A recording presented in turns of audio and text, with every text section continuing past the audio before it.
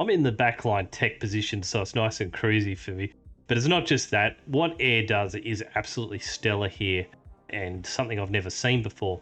But also, this game is about, rather than just playing your lane or playing the meta strategy, and it's a swing and a miss half the time that you do it, this is much more about being reactive and actually looking where your team weaknesses are and then trying to prevent disaster. And that's what I try and do in the tech position. I understand the current meta is to just eco up, but geez, the amount of games I see is just tech just sitting there and dumbly teching up. And then if they get past half an hour or 35 minutes, they're okay. But I mean, it's not any sort of advanced play. And I understand people like to do it because the reason we all historically have enjoyed RTSs was the advanced tactic of basically multiplying our resources, sitting behind a strong defensive position. And then once we had an insurmountable advantage, then we would attack and, of course, easily defeat the AI. As satisfying as it is after a day of hard work to do that, I've since come to enjoy competitive and more high-level RTS in that it's all about timings and aggression and trying to use your resources very effectively throughout the whole game. And I really respect that because this is what the ARC team are attempting to do down here in the south. We're up against 4 players, and you can see this is a stacked lobby, right? Blue is in a weaker position. I'm on tech. We're the highest OS. Miss Cow is on C, so we're going to be okay if our front can hold. But our poor old front here, they're beginner players, and we see this, even these thugs looking very threatening early on, and this has been totally abandoned for whatever reason. Hiding behind the mountain, all being left here to Jote Sprite, the 3-Chev of 12 OS. Really doing a remarkable job, all things considered. The 6-Chev here just patiently building up forces, expecting there to be something. Like, who would expect there to be just nothing here? Maybe they're expecting a trap. And how I've progressed with my tech play lately is I make sure my commander builds a few early energy converters, just gets that critical few extra metal. For when the air player, for instance, and I think this is the case here, we don't get a full payment from air, so we're really metal starved. And the usual super efficient builds of getting this up, I forget what the fastest timing is, but it often runs out of energy or metal if we don't get the donations in order, particularly if we want to get our T2 mexes up fast. And that's the real key with catapulting ahead early on. Front is just demolished. Meanwhile, blue hasn't even been contested, and we just see Arc Peter here, still with a bot lab. Perhaps supporting front, I'm not too sure. The units in reserve actually sort of working out for Clorox against this commander. Ben Wills have left the commander here. Thank God. The southern team has dropped the ball in the way they have. And our Geo is actually responding with Centurions. We also see some support from Pond. Not much. Not much they can do at the 6-minute mark. And we're looking at this with dread. Of course, nothing we can do yet on all of our 4 mexes. We've already provided air with their T2. Now we're starting to get the blitzers used against us. Fortunately, our team's managing to close it all down. But the thugs look like they will snare the Clorox commander. Amazing this team front lasted for 7 minutes, actually. A totally imbalanced state of affairs here. Their 2 top OS go in front, while all our top OS is back here, right? How many times have we played this, and we just see the game is all over? These guys come out and then just destroy these players. The whole team swarms behind them. Aziel's probably just confused at the moment. What do I do? I've got Arc Peter here. Heavy transport is going to take down. Oh, that's costly. We do see some shore bombardment.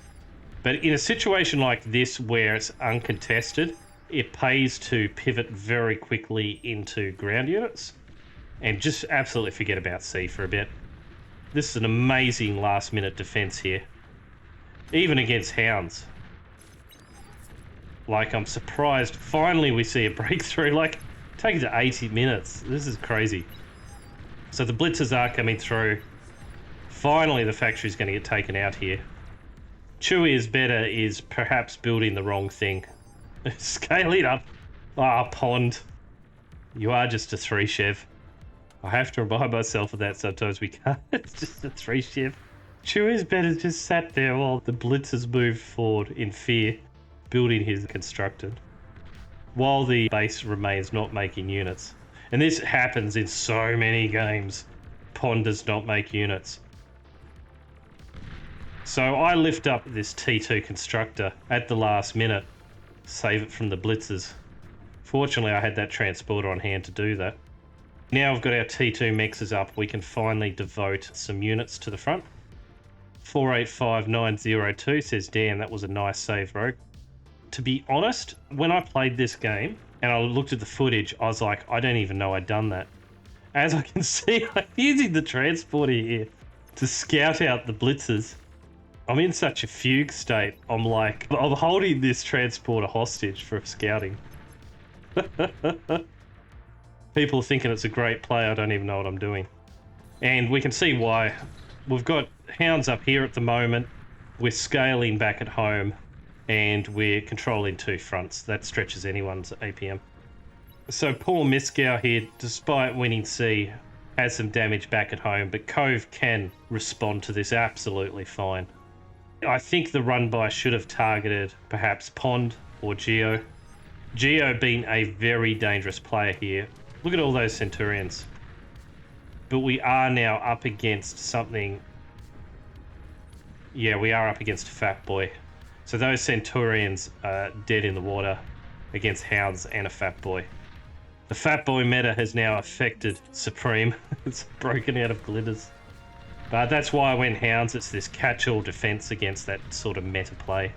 Not necessarily the best against spam, but it's good against a whole range of things. We're just trying to churn through the metal here as fast as we can with supporting units. Finally, we've churned through all that metal, and we've got about 19 Hounds out to try and save this front line. Meanwhile, the enemy tech, of course, is pretty much built their fusion reactor and lots of... it's not that great. But we are fortunately up against a 3-chev in the tech position. This is definitely a mid-tier lobby, so we're going to expect some reasonable level of play here. And so that Fat Boy has been a real pain, supported by the other troops.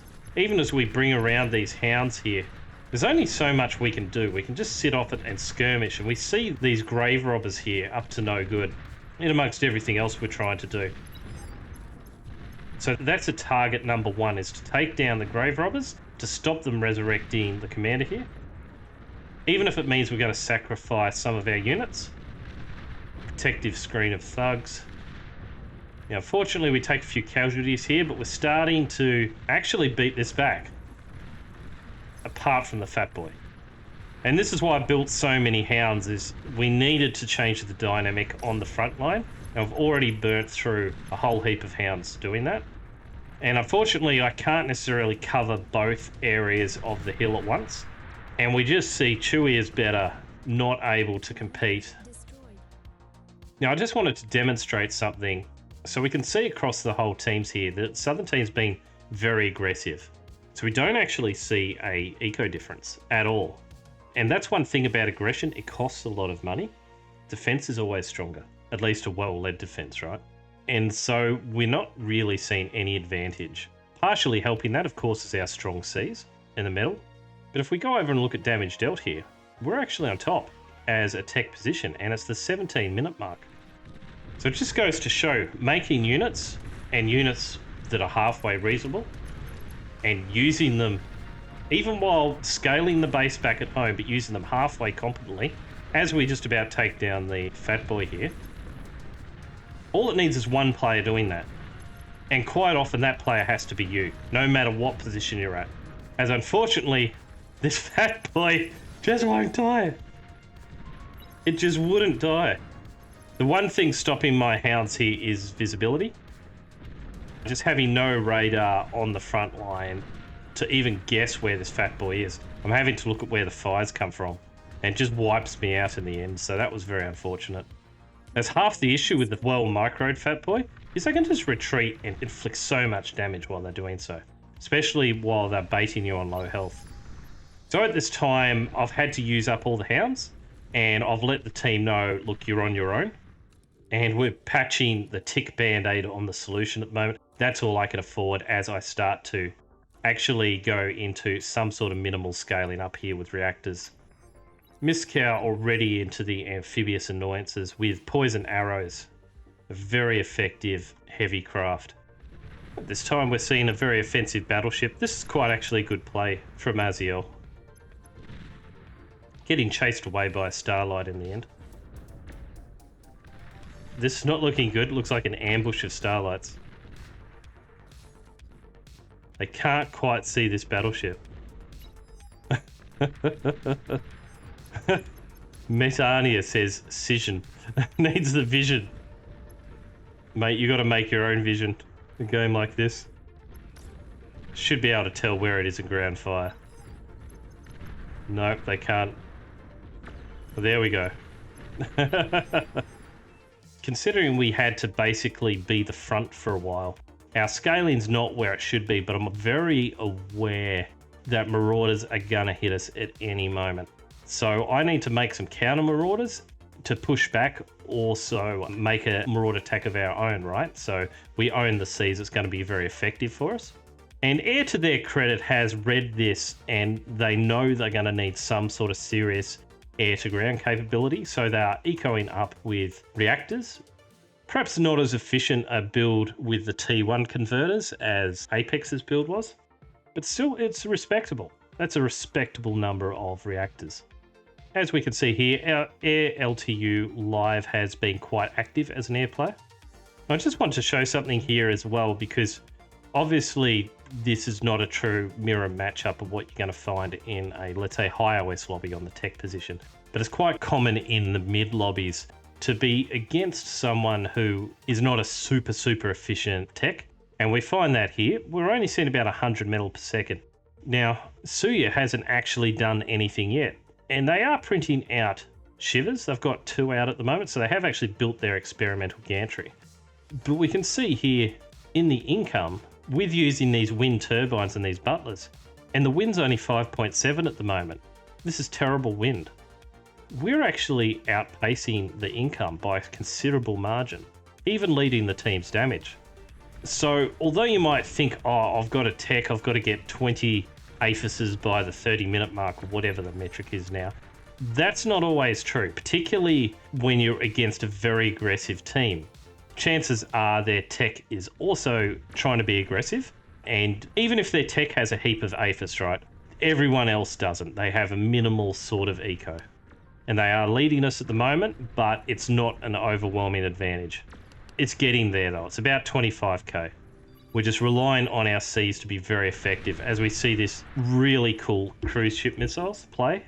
That's a great reference to what can be done darting in and out and taking down some very vulnerable eco there. Oh, look at this, a nuke bomber on the front line. Oh no, what a sacrifice. Unfortunately, a number of starlights. This is not looking good for us. The cruise missile ships threatening the mid. Somewhat ineffectual though. And here we go. The marauders are finally spotted. Help-ho goes out. Always the desperate help command. I want to show you this. What about Peter? Blew up that island, didn't contest the sea at all, and just built an experimental lab and an APHIS up here. What the hell, Peter? And the APHIS also is like here. Imagine if the cruise missile ships were like over here, they could just destroy this. This is so sneaky. It's ridiculous. One of my guides, I have actually said it's great to build hovercraft off this island as a really unexpected thing and not even contest the sea. Just build all this up and go out and attack the sea as geo. Not that you need to, the geo position's so strong. Alright, here we go. Doom for us. Because this isn't even the enemy tech, right? The enemy tech is producing shivers. How are we going to respond to this? We have got some marauders, but we're a little bit late. We've got plenty of ticks. And so it's up to air here, and we see these wasps getting printed out, one after the other after the other. We move the ticks in. But we see air LTU live move down. Yes. Look at this. In the end, I run away. I know he's going to explode.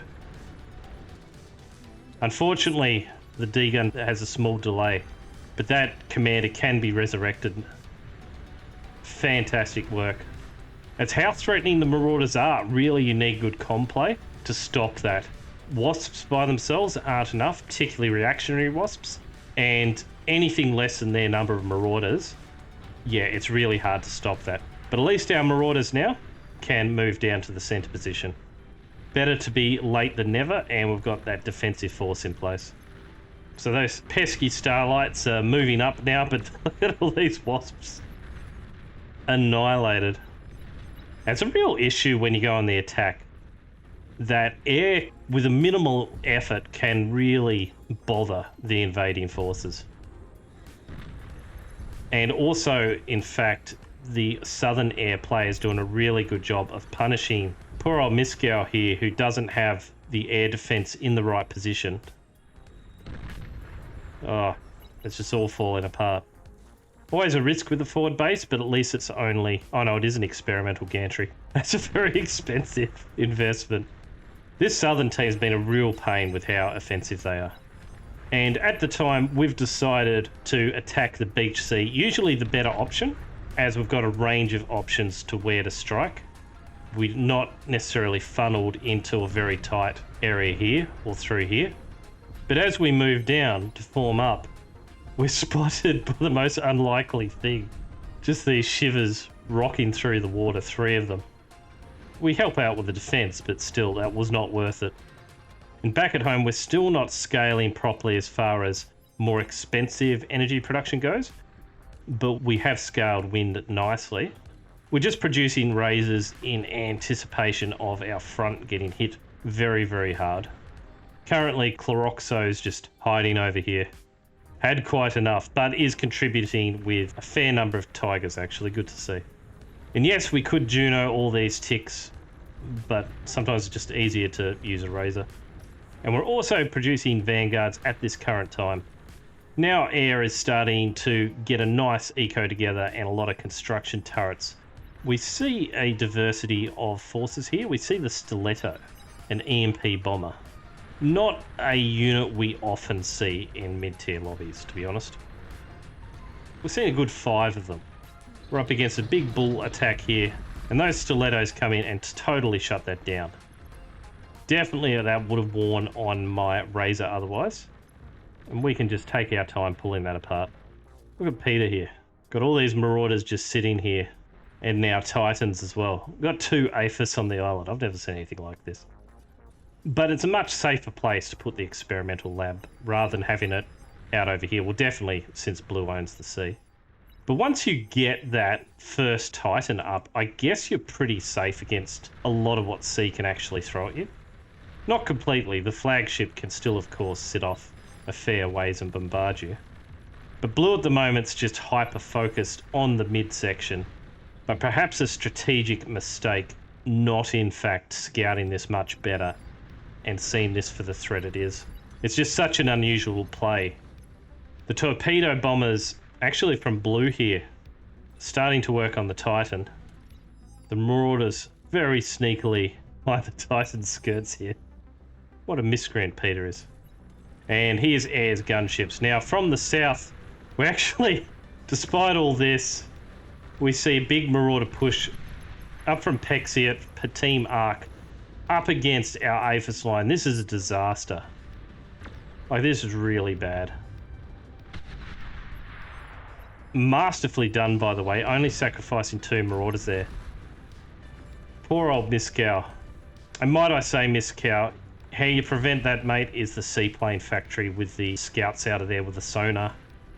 It's the only way to reliably detect these marauders. They're just so fast moving. And any breaks in your radar coverage, massive punishment for it. As we got the last two Marauders here, it's hit us with such speed, we don't even react properly. Look at that clutch EMP bomb there. It's just... oh, so close. Now, we did have some more energy converters. It wouldn't have been the end of the day. And we're starting to scale up now as we build this cheaper T3 option. Just concentrating on defense, really. It's so overwhelming what we're getting hit with time and time again. There's no point trying to make any big plays. And air is doing this stellar job with the EMP bombers, the Stilettos. Pretty much locking down all the Marauders here, allowing the Wasps time to get to work on them. So the Wasps by themselves can't stop Marauders, even this many. But they can, combined with the EMP bombers. Another wave of Marauders coming through from that experimental gantry. Alongside the Titan. And thank God we have the air that we do. That knows Titans can be EMP'd. And look at this from the south. They're trying again. How many times are they going to try this? Especially after blowing up all the aphises. Fortunately, the Titan's utterly lucked down. We're invested into holding mid with Vanguards and Razors. Chloroxo D. Takes down the Marauders in the end. But we see another batch coming to test our defences. See, and this is where the game sort of changes, right here. Probably that last attack, actually. And I respect the Southern team for going full aggression. But you sometimes got to know when to pull your punches and save up. And that was too fast. So we see a very similar eco between teams. I think this team here, if they'd just held their punch a little bit longer and spent it a little bit wiser, might have made all the difference. Like even attacking with the Marauders through here. Although I have some Razors, I don't know if I could really stop this number of Marauders. Or let's say 30 of them, right? And they just punch through up to here. That probably would have done us. But through here, Miskow's knows to build everything in defense alongside this region where the remaining economy is. Miskow's still got actually a reasonable economy. Blue is utterly wiped out by not dealing with that island at the moment. No production whatsoever. But thanks to our airplay, we have all this metal here. Maybe the thinking of the Southern team goes, if I stop attacking, they will resurrect all these units, which is, of course, what is probably going to happen.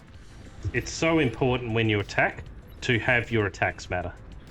Randomly, we see this Titan from yellow proceed through the mid of the beach. This is going to be another target for our air player, who's also fighting, may I say, a very good air war at exactly the same time as taking down the last Titan over here. And this is just an example of usually all this aggression would just blow through the enemy's pathetic defenses. But in this game, because the air player is playing responsibly with effective air units, this has not worked at all. Another set of Marauders. Yeah. They must just all be saying in Discord right now, just another set. We just need one more attack. That'll do it. To be fair, the Marauders do bring some AA to the table and theoretically can fight off the EMP bombers. But we're seeing here in practice that doesn't really work. The Wasps and EMP bombers are way too strong. And sans the air player actually winning the air battle, that attack was always doomed. Look at this, what air's doing here. 31 oracles doing a massive scouting mission against all these fighters. Like, I don't know, you guys tell me, when people say you should scout as air, is that what they mean? Like sending a heap of oracles to their doom? Or does it mean just punching through the air defenses and attempting to reconnoit the enemy bases? I think surely it means get the fighters over and maybe having a scout in the middle of them that survives and sees a few things. Surely that's what's meant by scouting. Here we go. Another Titan down. Keep on sending them. And look at our air player. Top in damage. Almost 500% damage efficiency with Wasps. They're crazy. So, the Southern team, the Arc Bros, have reconvened. This isn't working, guys. We just need to build more. This is like a super villain AI scenario. What we all hope to see in game, but we never actually see these games. And we see about 70 Marauders lining up here. All in a massive line. Some torpedo bombers starting to work against them. We see a couple of Titans ponderously moving forward. In the south is finally quiet. Moscow has tied down the southern sea, except for the fact that tidal's getting built right down south, with the mexes being left intact. All right, here we go. The big confrontation. Now, our team has built many a Marauder in anticipation of this. Or sorry, has resurrected many a Marauder. We have our units here. We know this is coming. Like, doesn't take a genius. We brought up our Razors to confront this. We brought our Titan. And fortunately, the southern team doesn't coordinate their attacks, so we don't see any attack through here. We had to reappropriate our forces to do this. But they actually managed to break through in one area of the line. And just through here. And usually this would be death, right? If they came up to some energy converters. Look how fast it moves. Just nothing could catch it. That one Stiletto. What a good unit. What a clutch play. Meanwhile, we've actually managed to scale up a little bit. Now, of course, against many, many other players, this scaling looks pathetic. But it's enough to do the job. We've managed to lock down front, we've managed to lock down C and cover our team's weaknesses just. And that's the whole point, is we're using our metal as efficiently as we can, not committing any more than needed, and we've managed to judge that correctly while scaling on the back of that. And now we're in a position I can't actually spend all the metal. So I'm desperately trying to build some more construction turrets here. But that's okay, we're donating some metal to the team. And it's still dead ties, we're slightly behind on the metal produced. But we have caught up to the enemy tech, more or less. I'm sitting on 86 APM, my panic clicking coming through for me as I try and manage too much. I'm sure in this game I was muttering under my breath on I need to do this, I need to do that. There is so much to manage all at the same time here. Sometimes we look at games and critique things, but we only have the capacity to do so many things at once.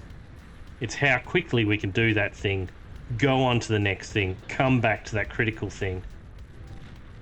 Like managing the vanguards, for instance, it's just not on my list of priorities. As long as they're on the hill, I'm happy. As we butt back that attack, another one against us. Old Marsden here, battling back the sea here and dominating it with radar. And I just love this. Like, we see another lot of Marauders getting hassled by blue. And even Moscow is joining the game of Marauders now. A massive air war is underway. We see yellow dominating the centre as we move across the centre here. A tour de force. Horns versus Titan.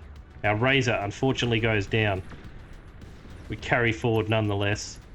Our OP air player, Purple, absolutely shuts down the enemy air here. But unfortunately did get their bombers shut down at the same time, who were moving through here. A slight miscalculation finally from air. But it doesn't matter, because we've found what we came to find, which was this almost constructed Ragnarok on top of the hill. And now our air fighters will respond and shoot down all the T2 constructors. A little bit expensive. Moscow moves forward from an unexpected angle here. Going to try and scale the hill with Marauders. Not quite sure what the plan is, a plan of distraction. We're moving down with our Titans, but there's no constructors left, or very few. So that's not going to be finished anytime soon. And this is our first attack. Look at that, a defensive nuke. But this southern team has been so busy attacking, they sort of don't know what to do when they're getting attacked. They're like, what the hell? All we have is pawns. And we'll give it to Pond. Like, those Tigers, they've been critical. They're able to just carry the attack. In this case, through to some very vulnerable Aphis, all chaining together like that. Our Titans are okay, but I mean, they're not really doing that much. And they're getting focused down. It's the rest of the teammates contributing and ruining the base there, particularly alongside that line. That was critical. Suya says, who is learning? My eco is so bad. It's okay, mate. We all have to start somewhere. You kept up with me for a long time. And now we're getting nuclear bombers against us. I say air if you can. Really, just tongue-in-cheek, out of frustration. I don't expect anything. But lo and behold, our air might be actually able to carry the day here with their limited amount of fighters. It's been such a brutal air war towards the end there. Our one Titan won't be enough. A carcass on the hill. The southern team actually does mount a reasonable defense, all things considered. It was just such a pity that initial Aphis line was so exposed. Too many units were sacrificially sent to their death. It's been brutal, but despite how much the southern team attacked, look at that ratio. The damage efficiency was not there. It's almost a 50% damage efficiency. Not quite, but it's almost across the whole team. I've never even seen that before. At least attacking non-successfully is a utter waste. It requires a very good player in bar to do everything that needs to get done and then execute on the attack properly. I'm even struggling with my Titans here. Finally, we actually see that down. Something nabbed them, and I believe it was our air player, Air LTU Live, sending a bomber through after winning the air war and getting rid of tech for us. And here we go. Was that Paleo defeating their own base? What the hell? There we go. It's all over. Destroys their own base rather than get hit by my Titan in the end. I think Paleo might have ended that for the enemy team. Maybe it wasn't our air. There you go.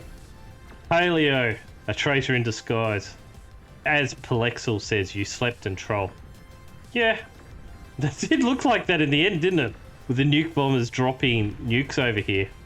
Yeah, I'll leave the link in the description of the actual replay maybe. You guys can tell me if Palo nuked his own tech there while the fight was still ongoing. I thought that was purple. I thought that was LTU Live. So that's the difference between Troll Air and Uber Air. Utterly game-changing. Well done, team. GG's. Everyone contributed there and saved that game. How rare is that your front falls like that and we actually managed to hold on, particularly against that many Marauders. The saying is attack is the best form of defense. Well, after this game, I implore actual effective defense is the best form of attack. Let them burn their units on you if they are too aggressive, and then all you need to do is attack once and they're done. So that game really showcased that, and more so it showcased the importance of air. In the end, if we're going to do a comparison, like Palo, probably all that damage was blowing up Tech's base, like who knows. But I think definitely it was an air advantage in that Palo was sleeping, sitting back home at base, while Air LTU really controlled the whole game up north. Usually when you build air to ground, it puts you at such a disadvantage in the air war that you do get wiped out by fighters from the opposition air. We didn't actually see that. And I think that's because Air LTU built all those fusions earlier on. And although crazily Palo had more metal produced in the end, perhaps was just building Aphis. Like, I don't know. It was a really strange and has a reasonable APM and everything like that. But we do see an aggression level of -5. So yeah, the sleeping charge perhaps sticks. Apart from our poor front, all of our players there played really well to the top of their capabilities. And that's the only reason we pulled through in the end. I hope you enjoyed it. Let me know in the comments if you did. If you can sub up to the channel, that would be appreciated. A like as well. I hope you enjoyed the video today and see you next one.